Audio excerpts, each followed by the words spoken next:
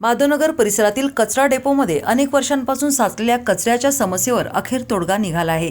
ग्रामपंचायतीकडून कचरा हटवण्याच्या कामाला प्रत्यक्ष सुरुवात करण्यात आली असून स्थानिक नागरिकांना मोठा दिलासा मिळाला आहे। माधवनगर येथील कचरा डेपोमध्ये अनेक वर्षांपासून साचलेल्या कचऱ्यामुळे परिसरातील नागरिक त्रस्त झाले होते। दुर्गंधी, आरोग्याच्या समस्या आणि अस्वच्छतेमुळे नागरिकांमध्ये तीव्र नाराजी व्यक्त केली जात होती।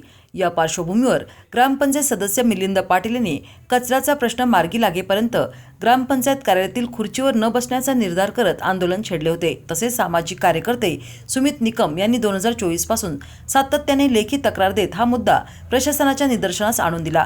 त्यांनी गांधी चौकात एक दिवसीय लक्षणीय उपोषणही केले होते। यासोबतच स्थानिक नागरिकांनीही वारंवार लेखी आणि तोंडी तक्रारी देत प्रशासनावर दबाव वाढवला। अखेर या सर्व प्रयत्नांना यश आले असून ग्रामपंचायतीने कचरा डेपोतील संपूर्ण कचरा हटवण्याचे काम हाती घेतले आहे। सध्या हा कचरा पडीक जागेवर टाकला जात आहे। तसेच भविष्यात अशी समस्या निर्माण होऊ नये यासाठी कचरा व्यवस्थापनासंदर्भात ठोस पावले उचलण्यात येत आहेत।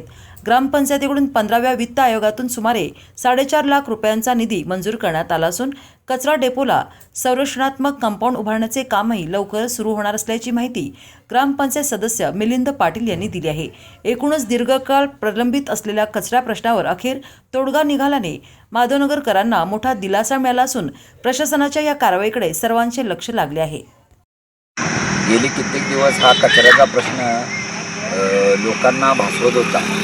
ग्रामपंचायत सदस्य मिलिंद पाटील, माझे 2 आणि महिला सदस्य, ग्रामपंचायतचे पदाधिकारी सगळ्यांनी मिळून आम्ही या ग्रामपंचायत वित्त आयोगच्या योजनेतून घनकचरा सांडपाणी व्यवस्थापनेतून तिथे कंपाऊंड मारणे कचऱ्यासाठी व हा खराब झालेला कचरा पडीक अशा इकडे बुधगाव करणार रोडला पडीक अशा जमिनी आहेत जिथे शेतकऱ्यांच्या अनुमतीने खराब झालेल्या जे प्लॉटिंगसाठी आहेत खड्डा तिथे आम्ही हा टाकत आहे।